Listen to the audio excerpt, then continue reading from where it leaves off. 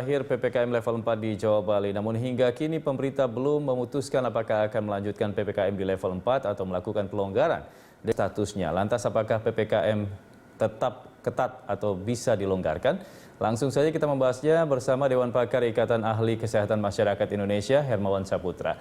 Ya, Pak Hermawan, apa kabar? Baik, Alhamdulillah baik dan sehat, Mas Andra. Selamat sore. Selamat sore Pak Hermawan, kita tahu ini hari terakhir untuk PPKM level 4, sebelumnya PPKM darurat sudah menjadi level 4 sekarang. Nah, dari analisa dan juga evaluasi Anda, apakah pemerintah akan memperpanjang PPKM level 4 ini atau justru akan menurunkan levelnya begitu?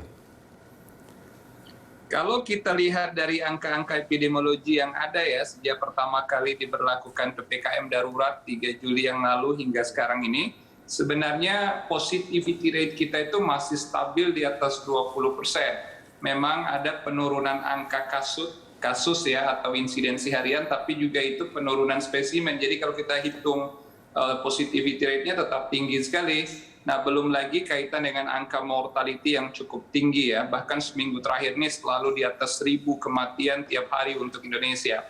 Nah, yang menarik itu sebenarnya Mas Andra, PPKM ini kalau kita lihat signifikansinya, itu bergeser dari zona urban ke zona rural. Misalnya DKI Jakarta, di DKI Jakarta memang ada penurunan kasus ya, pelandaian, walaupun masih tetap penuh rumah sakit, tetapi kalau kita lihat jumlah aktivitas yang ada, itu menurun. Dan tadi juga disampaikan oleh Pak Gubernur bahwa positivity rate juga menurun, di mana sempat 40%, sekarang sudah sekitar 24%. Tandanya terkendali relatif di daerah urban seperti DKI, tetapi bergeser. Di daerah Jawa Barat, Jawa Tengah, dan Jawa Timur itu justru naik. Karena misalnya kalau misalnya kita lihat pola PPKM ini kan pada akhirnya keramaian, kepadatan ada pada pemukiman, ada pada sentra-sentra perkampungan begitu ya. Nah, sehingga ini yang menyebabkan PPKM itu memang sulit melihat efektivitasnya secara signifikan. Nah, di saat kita masih butuh waktu sebenarnya untuk memastikan ada pelandaian signifikan kasus dari PPKM. Jadi hemat saya, pemerintah ini dalam keadaan dilema. Kalau sebenarnya pemerintah mampu memberikan insentif tepat sasaran kepada sektor informal, saudara-saudara kita yang mengandalkan penghasilan pada harian gitu ya, atau tenaga harian lepas, sebenarnya tidak masalah. PPKM ini seharusnya tetap diperpanjang ya, darurat ini.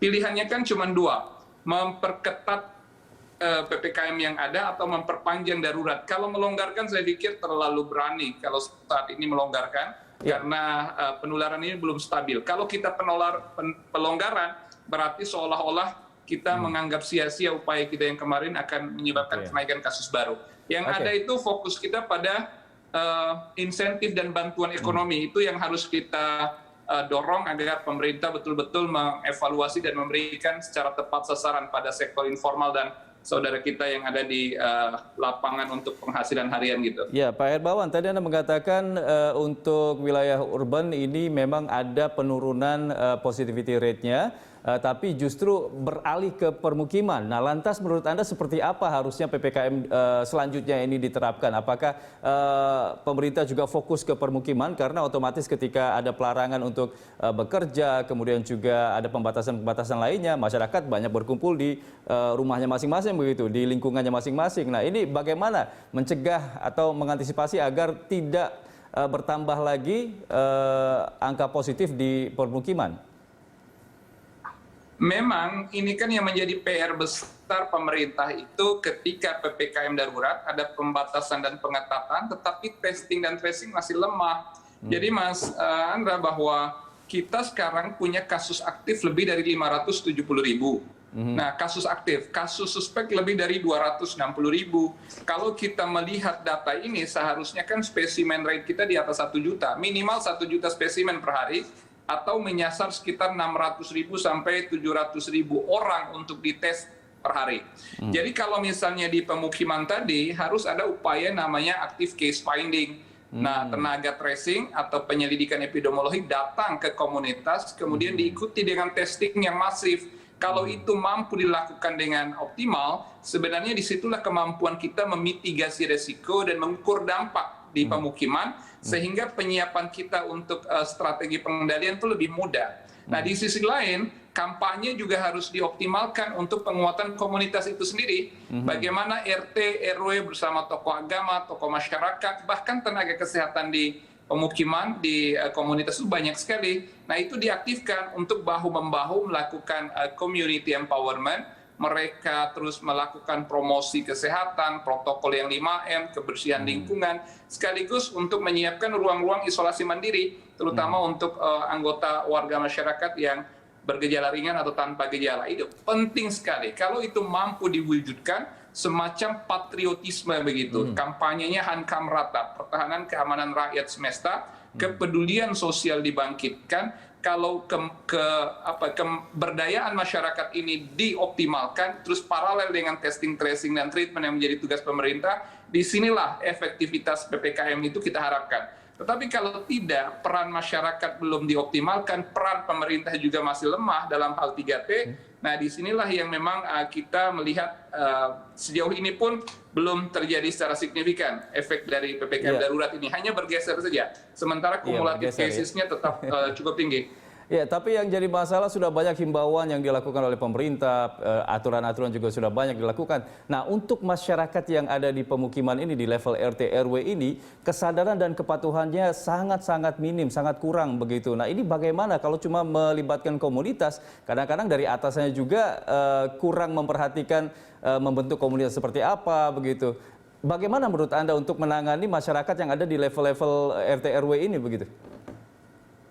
Itu dia yang saya sebutkan tadi, kan kuncinya kan pada konsolidasi pemerintah. Pemerintah kan punya jejaring sampai ke level komunitas tuh.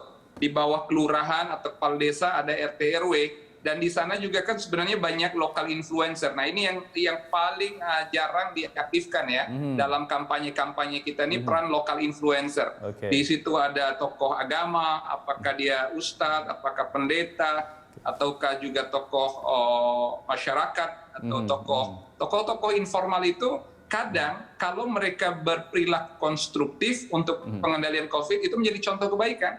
Tapi kalau malah mereka menjadi contoh keburukan tanda kutip, nah disitulah permisivisme terkait dengan protokol kesehatan juga terjadi. Maka kampanye itu harus datang dari atas. Jadi misalnya saya membayangkan kalau presiden, misalnya mulai dari presiden diikuti menteri, gubernur, dan jejaring kepemimpinan di daerah itu mengkampanyekan, wahai rakyatku, wahai bangsaku, saatnya kita bangkit secara menyeluruh, secara kompak untuk melawan virus corona ini, penyebab COVID ini, kemudian melakukan upaya di lingkungan masing-masing agar berdaya, siapkan ruang-ruang fasilitas isolasi mandiri, pastikan masyarakatnya sehat dan peduli, dan ini sebenarnya harus dikampanyekan. Nah, kuncinya saya belum melihat ada kepemimpinan kita yang betul-betul berbicara di depan media untuk betul-betul mengkampanyekan ini. Nah, inilah yang harusnya paralel dengan 3T dan fungsi konsolidasi kepemerintahan tadi, Mas Andra. Lokal influencer ini nampaknya harus benar-benar diaktifkan, peran mereka harus benar-benar dimaksimalkan agar bisa mempengaruhi masyarakat sekitar begitu ya, Pak Hermawan.